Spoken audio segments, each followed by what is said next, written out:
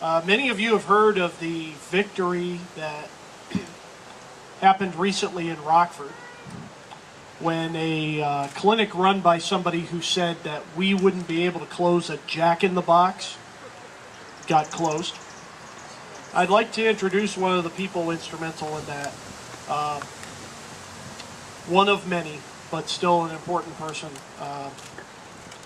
Mitch Striedl, the director of the Respect Life Office of the Rockford Archdiocese. Good afternoon. Good afternoon. Certainly, the closing of that abortion mill was a great effort of many, as Chris said, and through many prayers and public witness. And so Father Barr started us with a great understanding of the power of prayer, the power of public witness, and certainly that is what is needed when we're talking about this issue of religious freedom today and why we're here today. And we're here today on a very important anniversary in our country's history, the introduction of the Bill of Rights. We're here at a very historic place, an apropos place, right? Part of a great debate about human freedom. And you and I know that this freedom is something that is inscribed in every human heart from our Maker. And so it's very important that we're here today, and I want to thank you for being here today and lending your voice to stand up for religious freedom. The Bill of Rights, the very first right enshrined in the Bill of Rights was the right to religious freedom and the right to the free exercise of religion. And our founding fathers were very clear, and they've understood very clearly that this right was not about a fear of the church intruding into the work of the state or of the country, but the other way around, right? To ensure that it was not the state or government intruding into the work and the life of the church and of people of faith. That is what the first right in the Bill of Rights is about.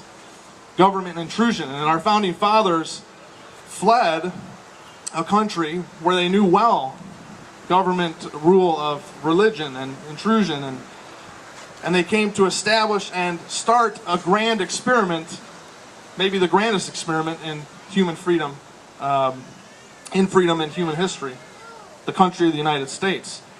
And so it's important for us to understand what's at stake here with this HHS mandate by our government. It is really a radical redefining of the Bill of Rights and of the separation of church and state. Again, not the church intruding into the state, but the other way around. The government now believes it can tell us what it means to freely exercise our faith and define for us what our religion and faith is. And we need to be clear that we cannot allow that to happen. We need to be clear that our faith comes first. It's most important. It's what animates what we do. It animates the great works and that all of these religious institutions, organizations, hospitals, the work they do is not, the service they provide is not separated from their faith. The works of charity we do are not something that is something we do in spite of our faith. It's what we do that it's animated by our faith. It's animated by our religion and the teachings of our faith that's been handed down. And so this mandate, this government intrusion into the exercise of religion comes clearly from an administration that lacks an understanding that the right to religious freedom enshrined in our Bill of Rights is not merely about the freedom to worship, because that's what they're telling us, that faith and religion is merely the freedom to worship. But the exercise of a free religion is the ability to take those teachings of our faith, those tenets of our faith, and go out into the world and serve the vulnerable, the poor, the sick, the elderly, regardless of race or creed, because that's at the heart of our faith and at the heart of the gospel call. And so What we do here today, standing up for religious freedom, what we do beyond this day, is to help our government and others understand what's at stake here with this mandate, to understand what religion and faith are about. The current administration, through this mandate, is now telling us that we cannot heed that gospel call. We cannot heed that what our faith animates us to do in service to others, regardless of race or creed, without violating our own conscience, without violating the tenets and beliefs of our faith, that we must do one or the other. And they're seeking, again, to define what does it mean to be a Christian or a Catholic or a person of any faith. And if we give this ability over to the government to define our faith in this instance, of course the question is what will be next? Right? What tenet of our faith is next for them to define, or what right is next for them to redefine? And so it's a slippery slope, and it opens the door for even further curtailing of religious expression, not only for Christians, but for people of all faith. That is what is at stake. And still there are many people throughout this country that don't understand what this mandate is about and what's at stake, and why all the U.S. bishops throughout this country have stood up and voiced their concern in union, why there have been multiple lawsuits now brought forth. All of this, there's a lack of understanding. And so it's up to us to be the person to help people understand further what's at stake, what this mandate means, not only for people of faith, but for our country. We have to be clear to our government we cannot accept this intrusion or this radical redefinition of the free exercise of religion. And the current administration must understand we also are not going to cease to heed that gospel call to service, to serve others regardless of race or creed or background or belief. And we're going to do that while continuing to not violate our conscience. Throughout the centuries, throughout many centuries, we have many examples of men and women of faith who boldly stood up to tyranny, stood up to those that persecuted them for their religion and their religious beliefs. Because their faith was so deeply held, they were willing to endure whatever the cost was, to hold on to that faith and to live that faith out. And it was this government intrusion into religion and tyranny that our founding fathers left to come here and begin this grand experiment. So for us, the question is, we have to ask ourselves, how important is our faith to us? How much are we willing to endure in order to live out our faith and not let a government or some other institution define for us what our faith is? Are we going to allow the government to define our faith and religion for us? Are we going to allow them to put people of faith in a corner, separated from the rest of society?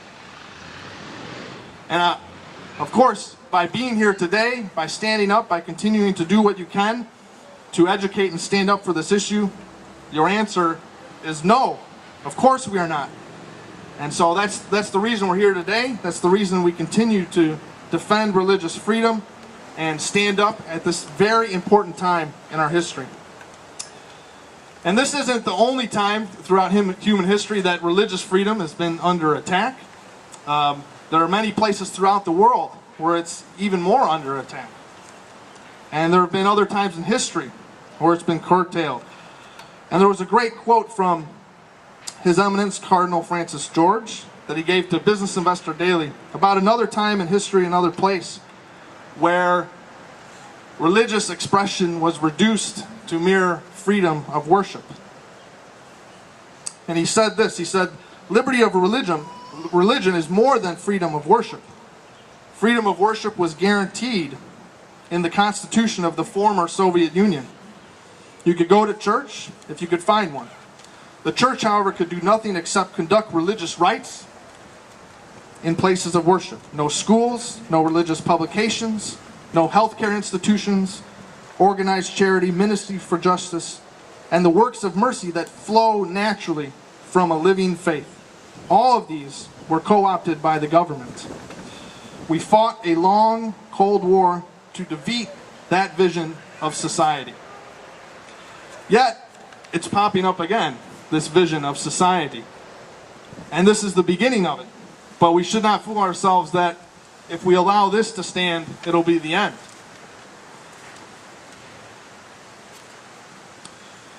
Of course, as I said, there are many of our brothers and sisters throughout the world that have experienced an assault on religious liberty. But through the decades, America has stood as an example, as a beacon of hope throughout the world regarding religious liberty, regarding human freedom. And it was precisely the desire of our founding fathers in starting this experiment, that it would be a beacon to other parts of the world, and it stood at that. But with this HHS mandate, we will no longer stand as that beacon. And we have to understand that's what's at stake. That's why all the bishops throughout the country have stood up and spoke so strongly against this, and will continue to fight against this. Now, lastly, while the heart of the issue regarding this HHS mandate is about religious liberty and freedom, and we need to keep it focused on that, let us make no mistake that a large part of the motivation behind this mandate is to further enshrine and advance a supposed right to abortion, and advance the killing of innocent human life in the name of the right to choose. The mandate doesn't just cover regular contraceptives, but also abortifacients and other drugs. And the proponents of this mandate operate out of a worldview that views children as a burden and a hindrance, rather than a gift and treasure from God and true hope for the future of mankind. This mandate seeks to take out of the public square those who stand in opposition to this worldview, people of faith, to remove them from the public square and the good works that we do. The work of religious hospitals, schools, charities, and other organizations and churches highlights every day the value of every human life. That call to serve the weak, the vulnerable, the sick, the poor, highlights the value of every human life, and stands in direct opposition to the false worldview that human life is expendable or is a hindrance to other causes. That is why it is more important than ever that we continue to stand up for religious liberty, for the gift of human life, letting our government know that we will not violate our conscience, and we will not stop serving and shining a light on the value of every human life. The current administration must understand by our words and our actions that while we seek to be good citizens of this great land, nothing is more important to us than our faith, and nothing will come before it, no matter what the cost ends up being. Thank you, and God bless. Catholic universities, and when over 30 lawsuits were filed against the administration related to this mandate, one of the news stories I saw, one of the lawyers who was filing the lawsuit, he was talking about the accommodation the president made that supposedly changed the rules so that Catholic organizations would be able to operate within this mandate and not compromise their conscience. But he pointed out that the regulations are so tight on what comprises a purely religious activity that, he put it this way, if a Catholic organization operates a soup kitchen, their primary question for the people coming to the kitchen is no longer, are you hungry? It's not even, do you need Jesus? It's not even, how can I help you today? It's, are you Catholic?